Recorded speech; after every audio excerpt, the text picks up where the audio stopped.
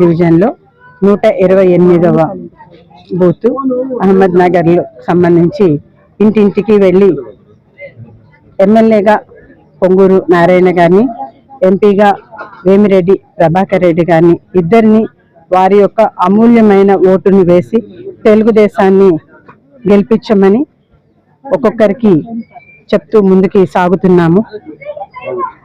వారందరూ మేము కలిసిన వెంటనే మొట్టమొదటిగా వాళ్ళ మనసులో మాట వాళ్ళు మాతో పంచుకుంటున్నారు.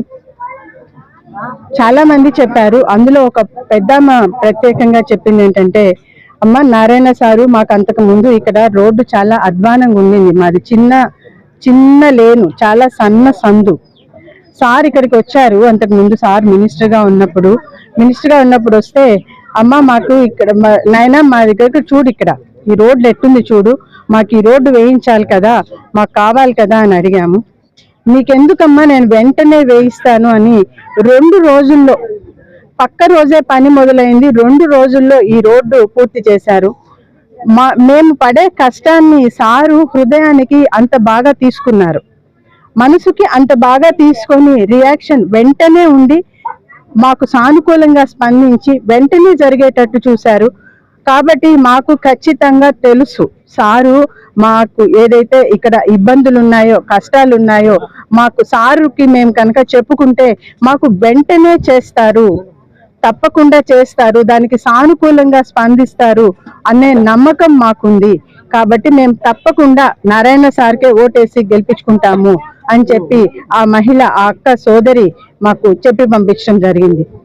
ఇదే విధంగా ఇంకొక చోటకు వెళ్ళినప్పుడు, అమ్మ మాకు రీసెంట్ గా వచ్చిన వరదల్లో మా ఇల్లు ఇక్కడ ఉండింది, మేము మా అమ్మకు బాగలేకపోతే మద్రాసు పోయి అక్కడ చెన్నైలో ఒక హాస్పిటల్లో పెట్టుకొని ఉన్నాము. మేము అక్కడ నుంచి వచ్చేసరికి ఇక్కడ వరదల్లో మొత్తము కొట్టుకొని పోవటం జరిగింది.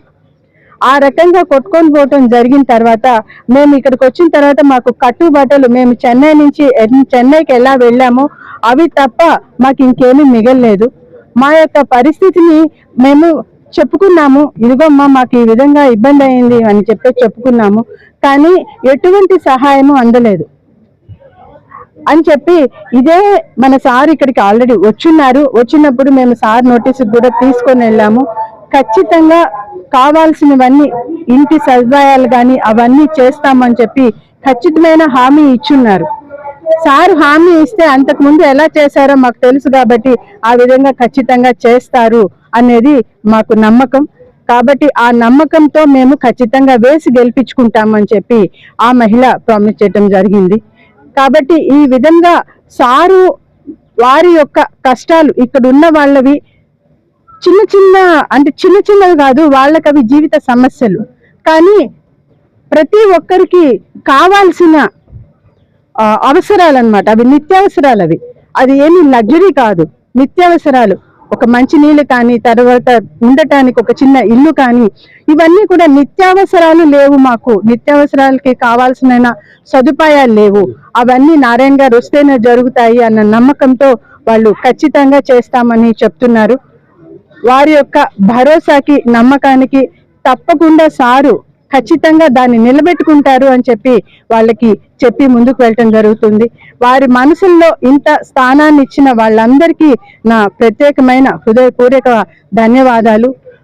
ఇక్కడ దానికి కృషి చేస్తున్న కార్యకర్తలందరికీ నా ప్రత్యేకమైన అభినందనలు. మాజీ మంత్రి నారాయణ సతీమణి రమాదేవి గారు ఏదైతే ఈ మురగ ప్రాంతం ఏదైతే చూస్తున్నాం, ఇక్కడ పక్కనే పెన్నా బ్రిడ్జి, గతంలో కూడా పెన్నా బ్రిడ్జి వచ్చిన తర్వాత, నీళ్ళు వచ్చిన తర్వాత కూడా ఇక్కడ ఏదైతే దాదాపు 100 నీళ్లు కూడా కూలిపోవడం కూడా జరిగింది. అప్పుడు ఏదైతే ప్రభుత్వం ఏదైతే ఎవరిని కూడా ఒక్కరిని కూడా పట్టించుకున్న పరిస్థితి కూడా, రమాదేవి గారు ఏదైతే బాధితులు వాళ్ళ దగ్గరికి వెళ్ళినప్పుడు ప్రచారానికి వెళ్ళినప్పుడు కూడా వాళ్ళందరూ కూడా వాళ్ళకి సంబంధించిన సమస్యలు కూడా ఒక్కొక్కటిగా అందరూ కూడా వాళ్ళకి ఆ సమస్యలు చెప్పుకున్న పరిస్థితి కూడా మనం ఇప్పుడు చూసాము.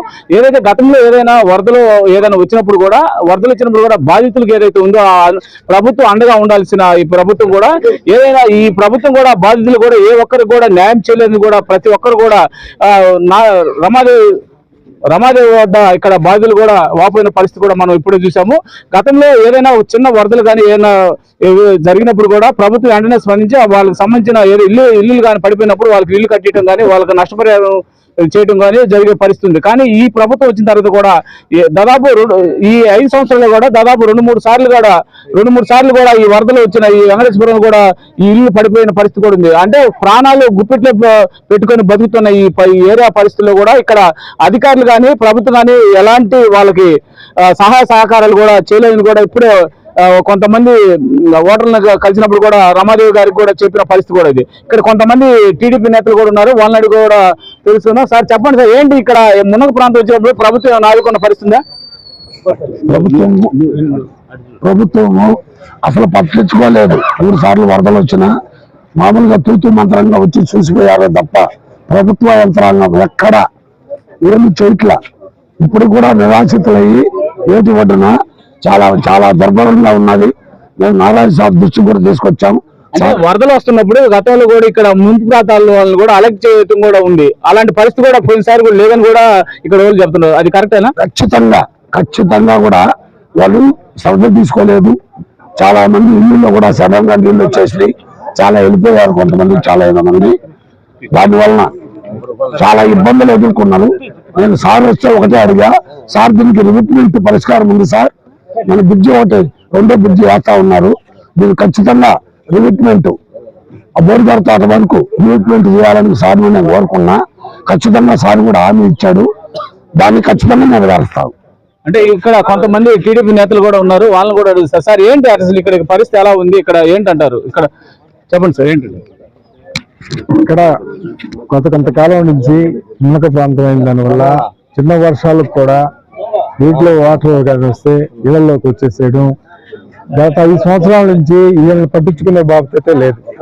గతంలో టీడీపీ ప్రభుత్వంలో చిన్న వర్షాలు వచ్చినా ఇళ్లలోకి నీళ్లు వచ్చినా సహాయ చర్యలు చేసేవాళ్ళము. వీటికి కావాల్సిన భోజనాలు అవి ఏర్పాటు చేసి వాళ్ళని సురక్షిత ప్రాంతాలకి తరలించేవాళ్ళం. ఇప్పుడు అలాంటి పరిస్థితి అయితే పూర్తిగా లేదు. మొన్న వచ్చిన వర్షాలకు కూడా ఎవరు పట్టించుకోకపోతే మా తెలుగుదేశం కార్యకర్తలు మేమందరం కలిసి వాళ్ళకి భోజనం ఏర్పాటు చేసి వాళ్ళని సురక్షిత ప్రాంతాలకు తరలించాం.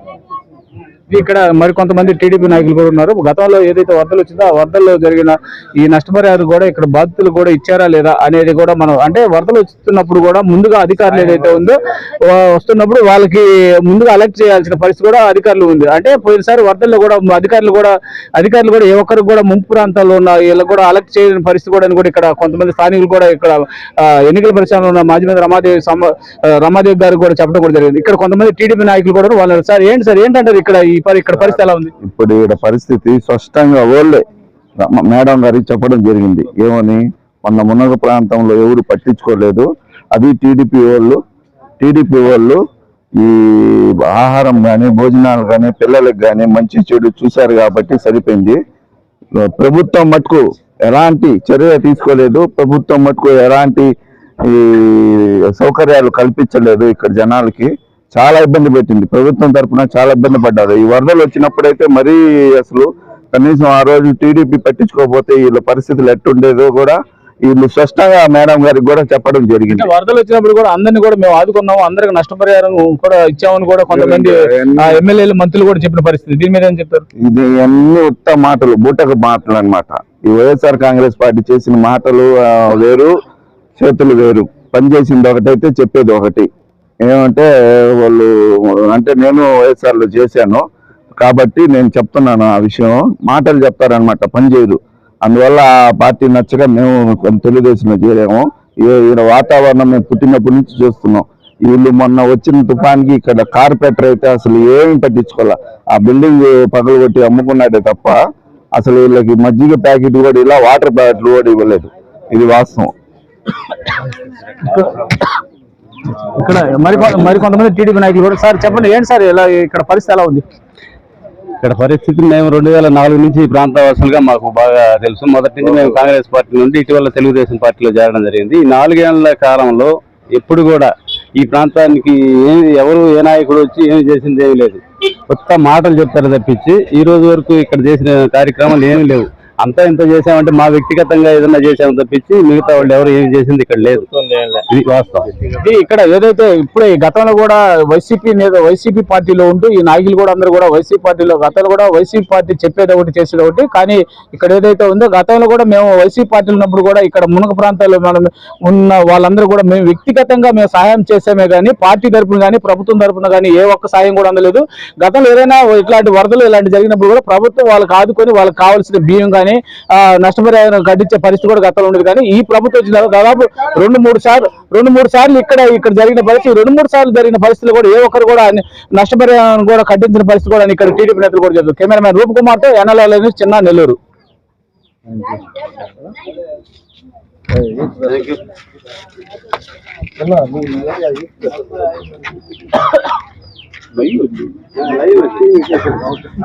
ఎందుకు వచ్చేయాలి?